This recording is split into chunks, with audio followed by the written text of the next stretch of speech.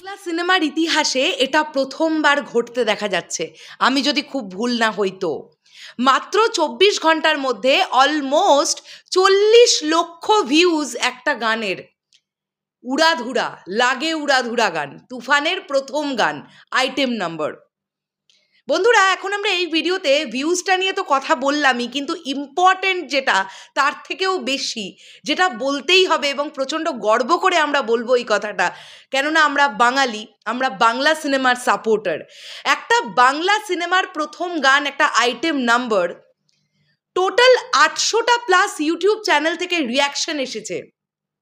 সেখানে যেমন বাংলাদেশের ইউটিউব চ্যানেল আছে, সেখানে ভারতের ইউটিউব চ্যানেল আছে, সেখানে পাকিস্তানের ইউটিউব চ্যানেল আছে, অস্ট্রেলিয়ার ইউটিউব চ্যানেল আছে। মানে বিশ্বের যে কোনো প্রান্ত থেকে, যে কোনো কান্ট্রি থেকে লোকজন রিয়াকশন করছে তুফানের উড়াধুরা গানের, এবং তাদের কাছে, প্রত্যেকের কাছে ইতিবাচক মন্তব্য। সবাই পজিটিভ রেসপন্স দিচ্ছে গানটাকে।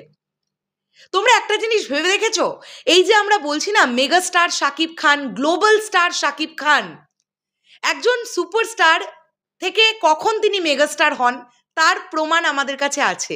একজন মেগা স্টার কখন গ্লোবাল স্টার হয়, যখন পুরো বিশ্বে তাকে নিয়ে আলোচনা হবে। আমি আজকে লক্ষ্য করে দেখছিলাম যে অস্ট্রেলিয়ান ভদ্রলোক লাগে উড়াধুরা গানের রিয়াকশন করেছেন। তিনি যখন শাকিব ভাইয়ার নামটা নিচ্ছেন না, মেগাস্টার শাকিব খান, সারা বিশ্বে কিন্তু তাকে নিয়ে আলোচিত হচ্ছেন তিনি। মানে তার নাম গোটা বিশ্বে কিন্তু ছড়িয়ে পড়েছে, গোটা বিশ্বের লোকজন চিনছে। এই জন্যে তাকে এখন বলা যেতে পারে, আমরা বলি তিনি গ্লোবাল স্টার। এই তো সবে শুরু তুফান দিয়ে। তোমরা ভাবো তো, ৮০০টা প্লাস ইউটিউব চ্যানেল কেবলমাত্র এই তুফানের লাগে উড়াধুরা গানের রিয়াকশন করেছে। তোমরা ভাবতে পারছো? এবং মাত্র ২৪ ঘন্টার মধ্যে প্রায় ৪০ লক্ষ ভিউজ।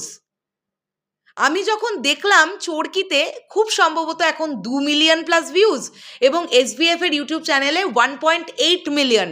এখনো পর্যন্ত ইন্ডিয়াতে নাম্বার 3-তে ট্রেন্ড করছে, এবং বাংলাদেশে চরকিতে আপাতত আমি লাস্ট যা আপডেট পেয়েছি নাম্বার 3-তে ট্রেন্ড করছে। এখন বোধহয় খুব সম্ভবত ইন্ডিয়াতে মোস্ট প্রবাবলি নাম্বার 5-এ ট্রেন্ড করছে, মোস্ট প্রবাবলি, আমি যদি ভুল না করি তো। বাংলাদেশে চরকির তরফ থেকে এটা নাম্বার 3-তে ট্রেন্ডিংয়ে আছে। হতেই পারে আজকে রাতের মধ্যে হয়তো ট্রেন্ডিং 1-এ উঠে যাবে বাংলাদেশে। তো এই তো রেসপন্স, এই এত পরিমাণ আলোচনা, বহুল পরিমাণ আলোচনা হচ্ছে। তো এইগুলো নিয়ে কথা বলবো না তো কি নিয়ে কথা বলবো?